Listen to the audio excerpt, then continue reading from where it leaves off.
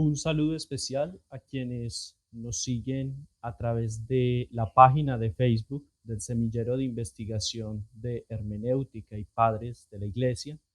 de la Universidad Pontificia Javeriana. Quiero agradecer también al profesor Orlando Solano por la invitación que me realiza para desarrollar con ustedes una corta exposición acerca del perfil de uno de los padres de la Iglesia latinos más importantes de la historia, tanto del pensamiento filosófico como de la teología cristiana. A este respecto, hablaré un poco de la figura de San Agustín y precisamente al tratar de este santo,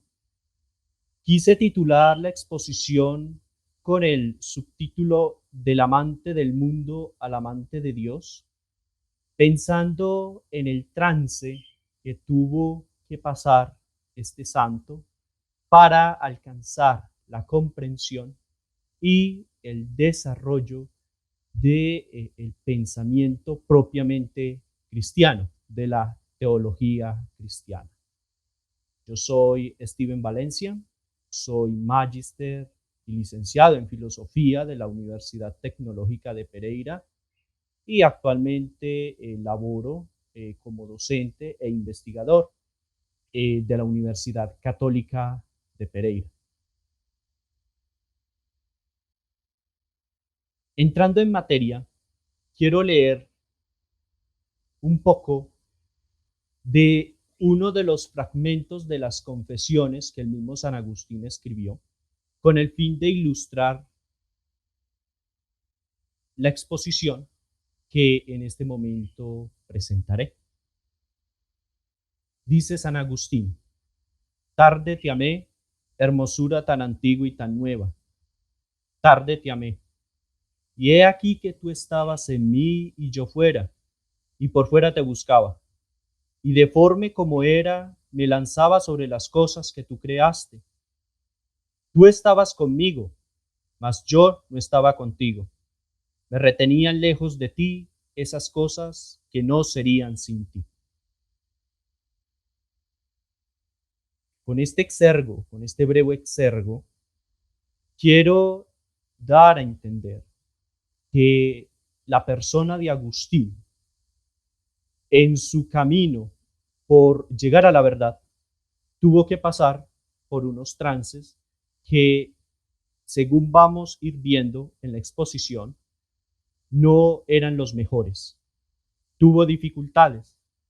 pero al final de cuentas es todo este proceso de dificultades el que le va a ayudar a tener una comprensión mejor de lo que implica Dios, de lo que implica la experiencia de Dios desde el cristianismo.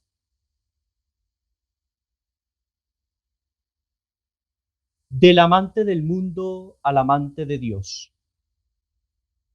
¿Cómo más se puede describir un pensador cuya vida transcurrió entre los deleites del mundo sensible al que estamos acostumbrados a percibir, la posterior reflexión y la final adhesión a realidades eternas, cuya fuente, Dios, es el amor mismo? Este es el itinerario de vida que Agustín nos ofrece de sí en sus muchos escritos, escritos en que combina las más grandes reflexiones teológicas, pero sobre todo mueven a una acción que se torna manifestación de lo creído, de lo pensado, de lo valorado. La vida de Agustín sin duda revela la influencia de un misterio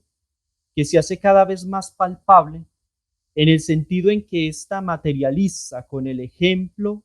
lo que es digno de ser seguido. Y esto no es más que experiencia. La experiencia de los santos y santas que en su adhesión a Dios cambiaron modos de vida pasados y se concentran en vivir provechosa y rectamente para sí y para los demás. Pero es tal cambio, precisamente, el que estuvo mediado por pruebas nada fáciles, en que los involucrados, como lo fueron sus allegados, y a esto me refiero a los familiares que estuvieron con Agustín en este proceso de conversión, sirviendo algunos de obstáculo y otros en muchas ocasiones de impulso a su conversión, parangona con la vida de un hombre común de nuestro tiempo. Agustín de Hipona, así llamado por su designación episcopal a la antigua población del norte de África, Hipona, nació en un pequeño poblado ubicado al sur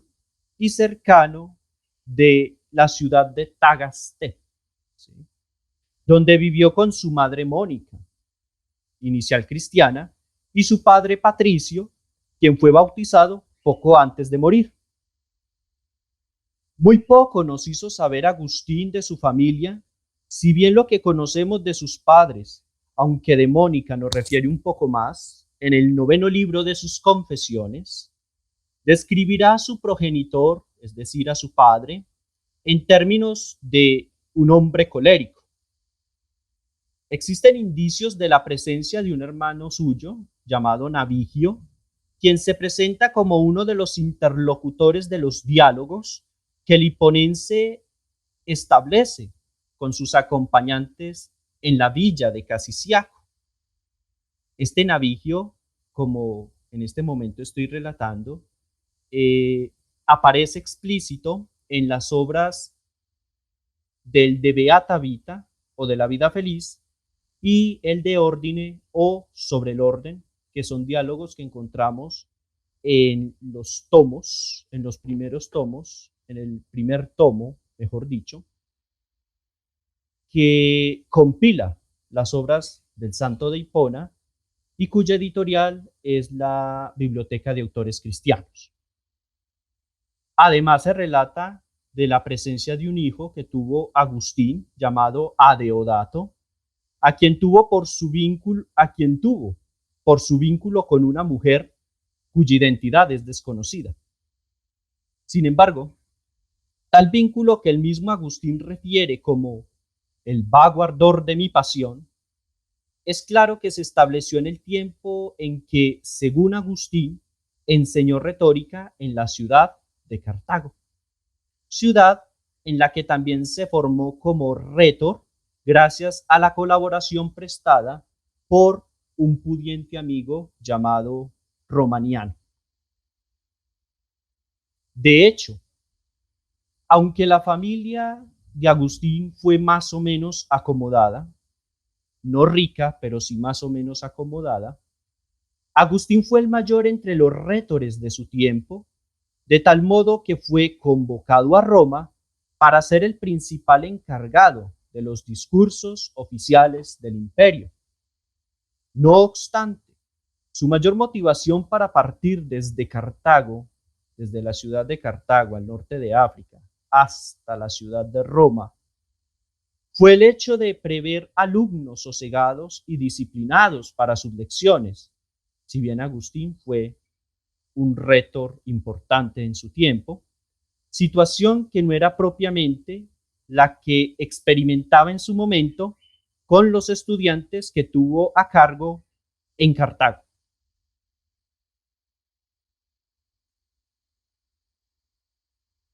Como lector de autores clásicos, desde muy joven Agustín recurrió a los escritos de Cicerón, libros de la elocuencia, como los llama San Agustín, los libri eloquentiae, en los que pretende sobresalir según él, aunque también los de algunos textos platónicos y también del mismo Aristóteles. De Cicerón, Agustín advierte en el libro 3 de sus Confesiones que le llegó un texto cuyo contenido era una exhortación a la filosofía y cuya lectura le dejó deseante de la sabiduría, el famoso Hortensio.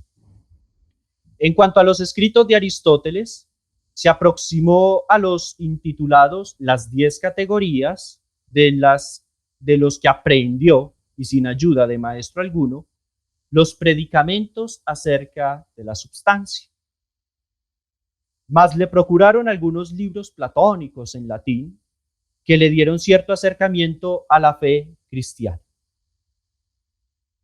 Para autores contemporáneos como Fray Victorino Capánaga Artamendi,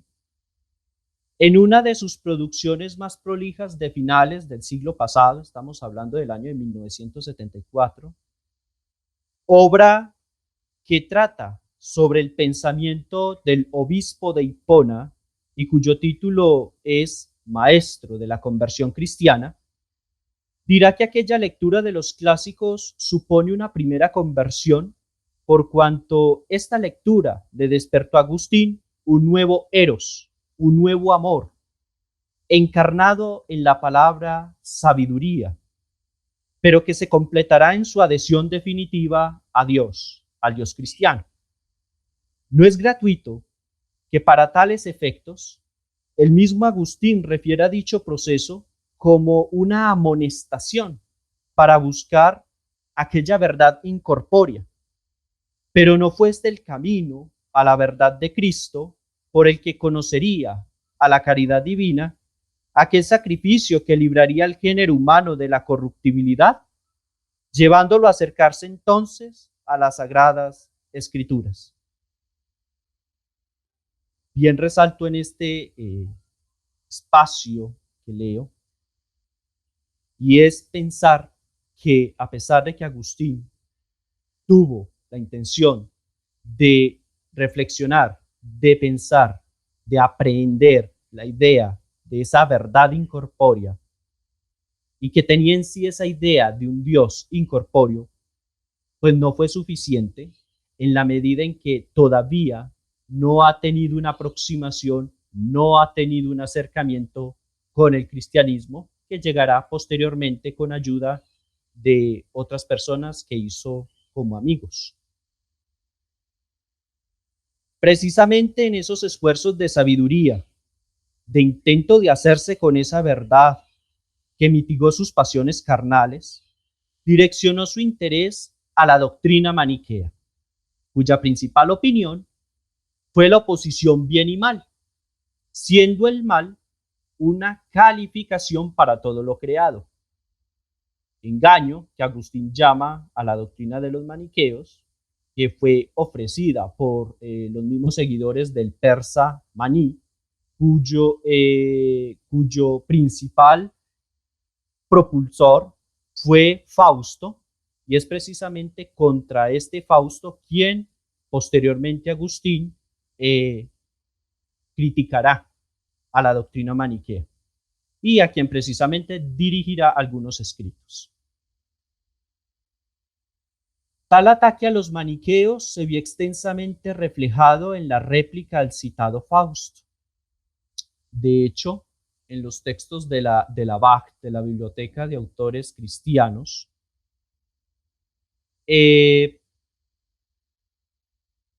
uno de los tomos recopila esta crítica que Agustín realiza a Fausto. Esa obra se llama el Contra Faustum. Y este Fausto, portavoz de la vertiente maniquea, como ya he indicado, advierte que las escrituras del Antiguo Testamento, las escrituras veterotestamentarias, dan razón de un Dios que es totalmente distinto al revelado en Cristo. No interesa aquí desarrollar los argumentos que corresponden a esta disputa, pero es de advertir que fue tras su proceso de conversión que el mismo Agustín se dedicó a la defensa de la fe cristiana. Los inicios de este proceso de conversión acaecieron en el tiempo en que por boca de Quinto Aurelio Símaco, en Milán, en la ciudad de Milán, fue admitido Agustín en la corte como maestro de retórica. Este Símaco, quien fue escritor y estadista romano, cuya principal idea fue defender el culto a los dioses romanos, fervientemente discutía con el futuro con el futuro pregonero o el futuro propulsor de la conversión de San Agustín, que fue Ambrosio de Milán. Y a quien el mismo Agustín recurrió, pues se vio movido, como él relata en sus confesiones, porque Ambrosio tenía una fama de hábil orador. Hombre de Dios, homo dei, lo llama Agustín, por el que se deja seducir a través de sus sermones para posteriormente abandonar la secta maniquea, aunque aún no resuelto a la aceptación del cristianismo. Fue por su contacto con Simpliciano, experto en las escrituras y objeto de gran afecto para San Ambrosio, que el mismo Agustín se acercará al prólogo del evangelista San Juan, acabando con ello sus reticencias para con el cristianismo. A esto se anexan los relatos de la conversión de Mario Victorino, filósofo neoplatónico, reconocido por sus traducciones de Plotino y Aristóteles, quien en palabras de Simpliciano leía, investigaba y escudriñaba las escrituras sagradas, y también los ejemplos de vida del monje Antonio Abad de Egipto, monje de Egipto, y de los hombres que vivían en el desierto, a los que Agustín desconocía, y que un tal Ponticiano, natal de África, le comentó. Todo esto pudo ayudar a Agustín en su paso al cristianismo.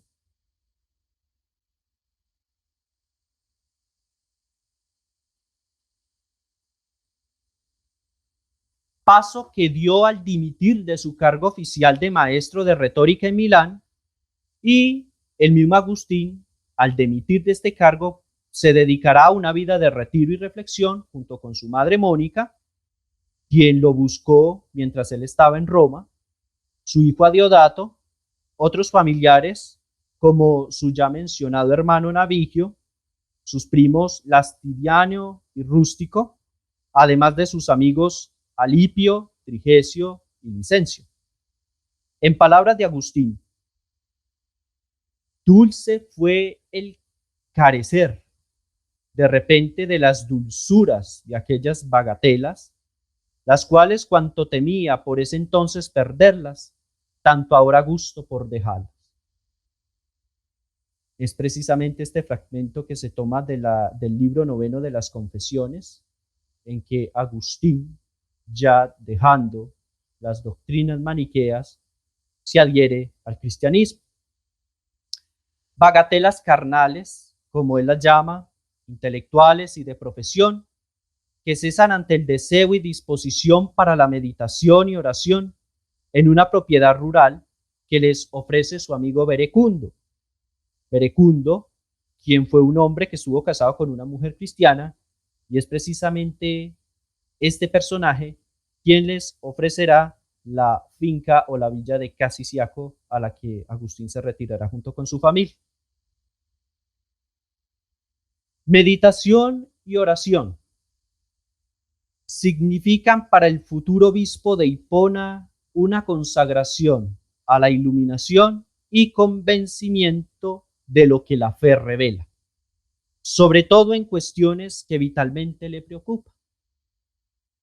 Por una parte está el conocimiento de Dios, por otra parte está el conocimiento del alma, y en la medida en que se descubre estos dos aspectos, tanto a Dios como al alma, pues se van dejando aparte esas doctrinas que son distintas a la fe cristiana. Conocimiento del alma y conocimiento de Dios, según nos lo presenta el padre Agustino Alexanco Reinares Tirso, uno de los célebres comentaristas de la vida y obra de San Agustín, en esa su contribución denominada Filosofía de San Agustín del año 2004. Tiempo después y poco antes de su regreso al África, Agustín y sus acompañantes de Casiciaco retornan a Milán. Mas él, su hijo Adiodato y amigo Alipio, reciben el bautismo por manos de San Ambrosio, pero en camino a su tierra y llegados al puerto de Ostia, Tiberina, él, Agustín y su madre viven un momento extraordinario de unión mística, la cual describe en el capítulo 10 del libro 9 de sus Confesiones, como hablando de la vida eterna y suspirando por esa vida eterna. Poco después de este éxtasis compartido entre Agustín y su mamá Mónica, Mónica precisamente fallece y ya llegados todos, Agustín y sus amigos, junto con su hijo, al África, se le concede a Agustín el cargo episcopal en la ciudad de Hipona, en la que hizo frente al cisma donatista, cuyo propósito era establecer a los seguidores de Donato como los verdaderos intérpretes de la tradición cristiana. Pero no solamente serán los donatistas los que serán objetos de crítica por parte de Agustín, sino también los errores de los pelagianos y también de los arrianos, de quienes pues todavía se conserva ciertos rezagos de la controversia previa que ya había sido suscitada en el previo concilio del año 325 en Nicea. Para concluir la presente exposición, hemos de recordar esas palabras del hombre cuyo tránsito existencial no es más que la prueba de la posible reorientación hacia Dios, del descubrir lo divino en las situaciones que no eran propicias al bien querido. Cito a Agustín: mis confesiones alaban a Dios, y bueno por mis males y bienes, y despiertan hacia él el humano entendimiento y corazón. Esto se extrae propiamente de las retractaciones de Agustín. Basta pensar en los variados pasajes en que Agustín habla del fútil proceder que realizaba y en ello experimentar la presencia de Dios, significando la posible emergencia de un cambio, de la conversión precisamente, que es de la que estamos hablando, que ya se vislumbraba en el reconocimiento de los errores pasados para entender desde aquella obra autobiográfica, es decir, las confesiones, lo que quiere decir con alabar a Dios por mis males y bienes. Aún más, preguntarse por el cómo encontrar a Dios, tal cual lo hizo Agustín, interrogando las cosas visibles y volviendo en sí mismo, son expresiones de aquel ser humano que además de proferir cuestiones de lo que percibe y experimenta, está también en la capacidad de buscar en sí mismo y reflexionar de sus vivencias para asistir a quien lo requiera, como lo dice San Posidio, que realizó su santo amigo. Hasta aquí mi presentación. Antes de finalizar, quiero leer esta última cita que extraje de las Confesiones, que ilustra, incluso ratifica,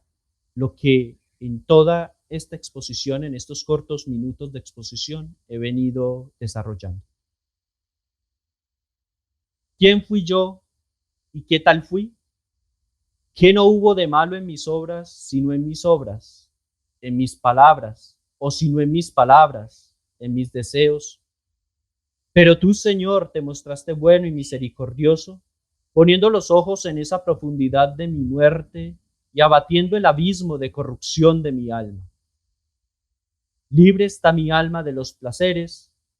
y hablo mucho ante ti. Le recuerdo que es importante recurrir a las reflexiones que los padres de la Iglesia nos han legado, precisamente porque además de ser ellos los que nos ofrecen reflexiones sobre en lo que debemos creer, en lo que creemos y en las convicciones de nuestra fe, son también personajes que nos ayudan a pensar